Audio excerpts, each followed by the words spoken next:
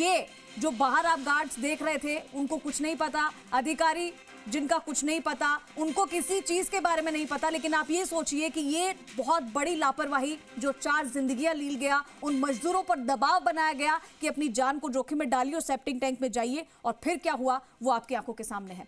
चलिए आगे बढ़ रहे हैं। फिलहाल इस बार मॉनसून की चाल बदली हुई नजर आ रही है, क्योंकि हर बार देरी से आने वाला मॉनसून इस बार वक्त से पहले ही आ धमका है। नतीजा ये हुआ कि माया नगरी मुंबई पहले ही बारिश में पानी पानी हो गई। 107 साल का रिकॉर्ड तोड़ने वाली बरसात जल भराव से निपटने के बीएमसी के हवाई दावों को अपने साथ बहा ले गई। दिखाते एक रिपोर्ट।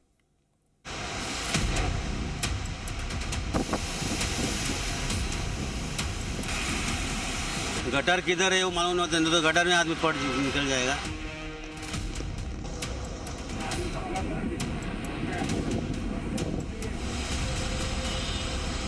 बिन बुलाए मेहमान की तरह मानसून ने 2 हफ्ते पहले ही महाराष्ट्र में दस्तक दे दी।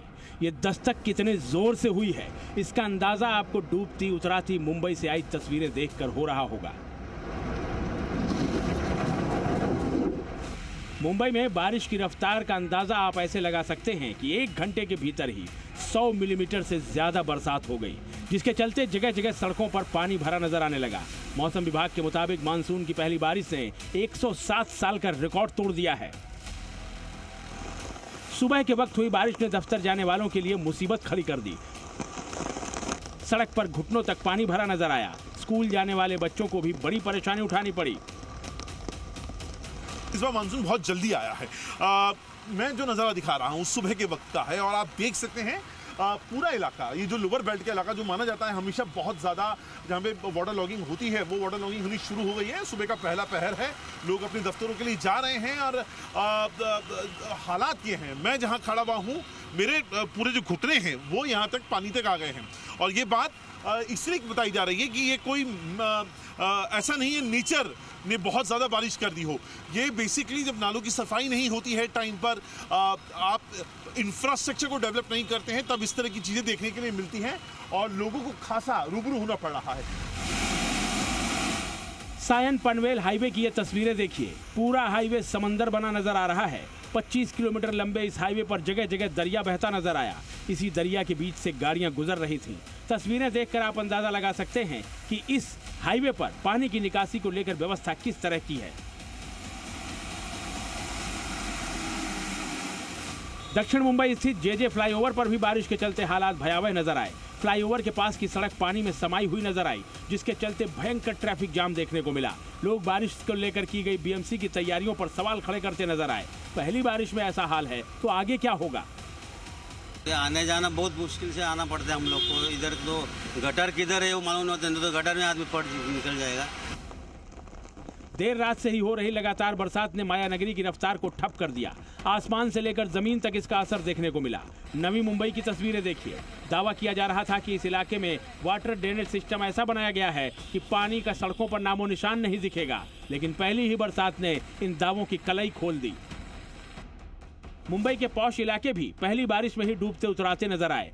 मंत्रालय की ओर जाने वाला रास्ता भी समंदर में तब्दील हो गया, जिसके चलते लोगों को भारी परेशानी उठानी पड़ी। आपको तस्वीर दिखाता हूं, ये वो रास्ता है जो महाराष्ट्र के मंत्रालय की तरफ जाता है, और आप देखिए सड़कों पर किस तरह से जल जमा हुआ है। इस मैदान के ठीक दूसरी तरफ हाई कोर्ट है। हाई कोर्ट की तरफ से आने वाली गाड़ियां इसी पानी में से होते हुए आ रही हैं।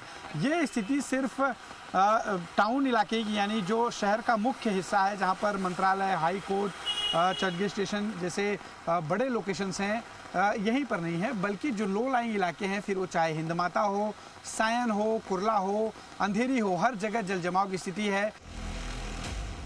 दादर के हिंद माता परिसर की ये तस्वीरें देखिए। पूरी सड़क पर पानी का कब्जा हो चुका है। जहां देखो बस पानी ही पानी नजर आ रहा है। पूरा रास्ता पानी में गुम हो चुका है। कई गाड़ियां जहां तहां बंद पड़ गईं। मूसलाधार बारिश ने मुंबई की लाइफलाइन कही जाने वाली लोकल ट्रेनों की रफ्तार पर भी ब्रेक लगा दी। आप जो तस्वीरें अपनी स्क्रीन पर देख रहे हैं वो हार्बर लाइन पर बने मस्जिद स्टेशन की हैं।